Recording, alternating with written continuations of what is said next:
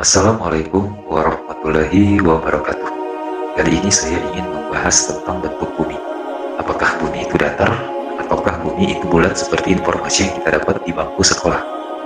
Banyak hal mengenai bumi yang menarik untuk dibicarakan, mulai dari bentuk bumi, dinding es Antartika, asal air hujan dari mana, bagaimana pergantian siang dan malam, dan masih banyak hal menarik lainnya. Sekarang saya akan berikan pendapat saya yang saya dan beberapa orang merasa bahwa ini adalah pendapat yang paling masuk akal sampai dengan saat ini. Sebelum itu kita bahas dulu bentuk bumi menurut sains. Menurut ilmu pengetahuan, dalam hal ini yang sangat berperan penting adalah NASA, di mana NASA menyatakan bahwa bentuk bumi ini bulat dengan memberikan berbagai gambaran tentang bumi. Mulai dari pengamatan luar angkasa, bentuk bayangan pada gerhana bulan, variasi pengamatan bintang, perbedaan zona waktu, dan lain sebagainya. Oke, sebagaimana yang kita ketahui bersama, jika kalian juga mengikuti perkembangan tentang NASA hingga saat ini, telah banyak hal yang telah terbukti bahwa mereka melakukan kebohongan besar terhadap umat manusia. Mulai dari pendaratan di bulan, astronaut di dalam pesawat luar angkasa, dan masih banyak lagi. Dan itu semua sudah dapat dibuktikan kebenaran dari kebohongan mereka. Seperti banyak video beredar di internet, bahwasannya tidak ada satupun benda yang berasal dari bumi sampai dengan saat ini sesuai dengan sains yang bisa menembus kubah langit bumi, seperti yang dikatakan di dalam Al-Quran, Surah Ar-Rahman, ayat 33, yang artinya, hai jamaah jin dan manusia, jika kamu sanggup menembus, melintasi penyuri langit dan bumi, maka tembuslah, kamu tidak dapat menembusnya kecuali dengan kekuatan dari Allah. Dari ayat tersebut, secara gamblang kita dapat menyimpulkan bahwa tidak ada yang bisa menembus langit bumi, sama seperti apa yang telah terbukti sampai dengan saat ini. Poin penting yang kita dapat adalah, tidak ada yang bisa menembus langit bumi. Dalam sebuah hadis juga Rasulullah menjelaskan, sesungguhnya Allah telah menulis takdir semua makhluk 50.000 tahun sebelum dia menciptakan langit dan bumi, dan arsinya berada di atas air. Poin penting yang kita dapatkan adalah, langit dan bumi berada di atas air. Sekarang kita lanjutkan di ayat yang lain, Surah Al-Baqarah ayat 22. Dialah yang menjadikan bumi sebagai hamparan bagimu dan langit sebagai atap. Dan dia menurunkan air hujan dari langit. Lalu dia menghasilkan dengan hujan itu segala buah-buahan sebagai rezeki untukmu. Karena itu janganlah kamu mengadakan sekutu-sekutu bagi Allah, padahal kamu mengetahui. Di surat lainnya, surat An-Nazi'at ayat 30, dan bumi sesudah itu dihamparkannya.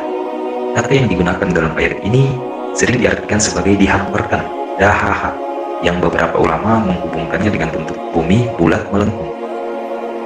Dari ayat-ayat tersebut, kita mendapatkan 3 poin penting. Yang pertama, bumi dihamparkan, artinya bumi itu sedikit melengkung, tidak bulat dan tidak datar. Yang kedua, langit sebagai atap. Yang ketiga, hujan turun dari langit, bukan hasil penguapan air yang kemudian menjadi awan.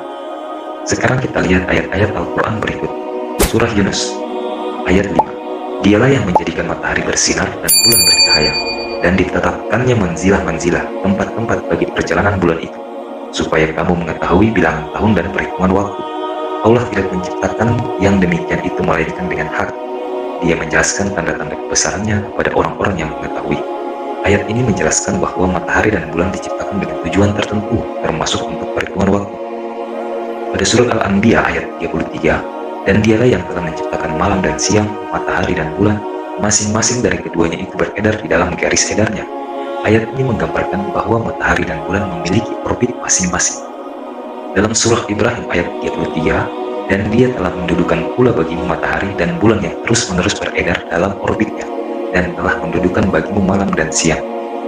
Pada surah Yasin ayat 38 sampai ayat 40, dan matahari berjalan di tempat peredarannya, demikianlah ketetapan yang maha perkasa dan maha mengetahui. Dan telah kami tetapkan bagi bulan manzilah-manzilah, sehingga setelah dia sampai ke manzilah yang terakhir, kembalilah dia sebagai bentuk tandan yang tua. Tidaklah mungkin bagi matahari mendapatkan bulan, dan malam pun tidak dapat mendahului siang, dan masing-masing beredar pada garis edarnya. Dari beberapa ayat di atas, kita sudah mendapatkan poin penting. Yang pertama, yaitu tidak ada yang bisa menembus langit bumi. Yang kedua, langit dan bumi berada di atas air.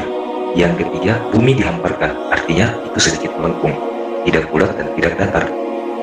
Yang keempat, langit sebagai atap, artinya tidak bisa ditembus.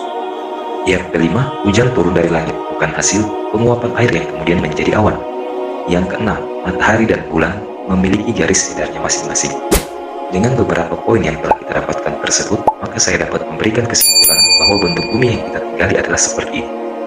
Dan matahari juga bulan yang sebenarnya mengelilingi bumi, bukan seperti yang diajarkan ketika di bangku sekolah, bahwa bulan mengelilingi bumi dan bumi mengelilingi matahari. Perhatikan gambar berikut ini. Jika ada yang setuju, apa mengenai komentar?